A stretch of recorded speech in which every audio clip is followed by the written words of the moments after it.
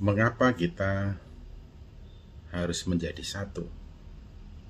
Supaya mereka menjadi satu adalah kehendak Tuhan Yesus Kristus. Mengapa?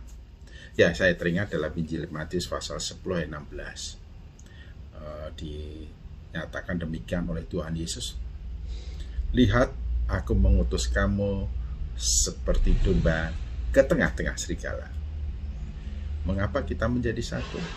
Ya, kalau kita tafsirkan dari sabda Tuhan Yesus Kristus, aku mengutus kamu seperti domba ke tengah-tengah serigala. Maka sebetulnya kita tahu bahwa kita ini dari sehari ke sehari dalam hidup ini, di dunia ini, selalu berada dalam ancaman. Mengapa kalau kita ini bagikan domba, lalu kita berada di tengah-tengah serigala? Berarti sewaktu-waktu bahaya mengancam, dan itu sungguh-sungguh mengancam. Karena apa? Kekuatan dari sumber bahaya itu yang digambarkan serigala jelas melampaui daripada kekuatan dari domba. Jadi kalau kita ini domba, lalu kita berada di tengah-tengah serigala, berarti kita ini berada di ujung tanduk. Kita ini berhadapan dengan kekuatan yang tidak mungkin dapat kita taklukkan. Tidak mungkin kita melawan atau mengalahkannya. Karena dalam sejarah kehidupan ini, kita tidak pernah mendengar cerita atau kita tidak pernah mendengar penjelasan tentang fakta bahwa seekor domba mampu mengalahkan serigala. Yang terjadi adalah sebaliknya, bahwa domba-domba itu menjadi santapan lezat bagi serigala.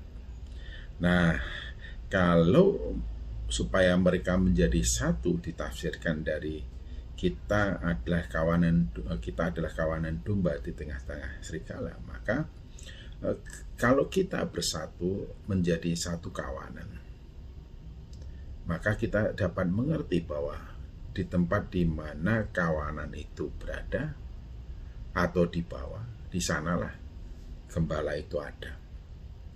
Jadi kalau kita menjadi satu sebagai satu kawanan di bawah pengembalaan Tuhan Yesus Kristus, maka selama kita menjadi satu dan kita berada di dalam kebersamaan itu, kita aman.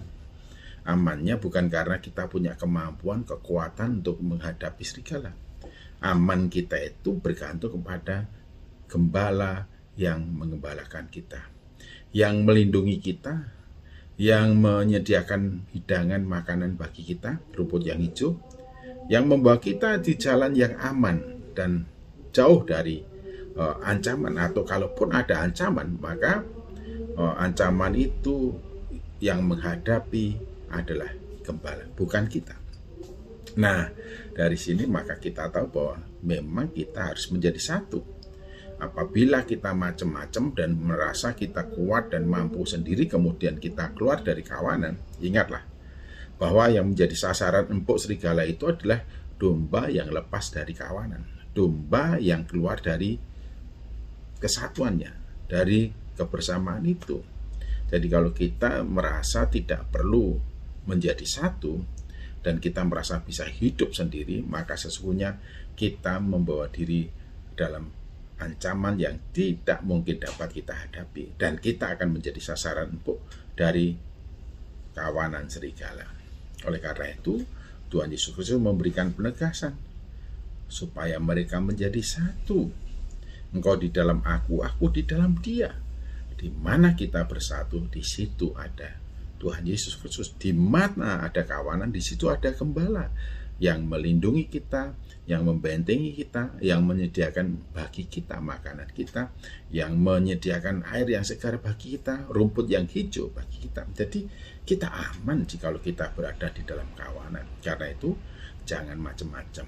Jangan merasa hebat, merasa kuat, merasa perkasa, lalu suka meninggalkan kawanan. Ingat, domba yang meninggalkan kawanan, domba yang meninggalkan gereja, dia yang akan menjadi sasaran empuk dari serigala itu.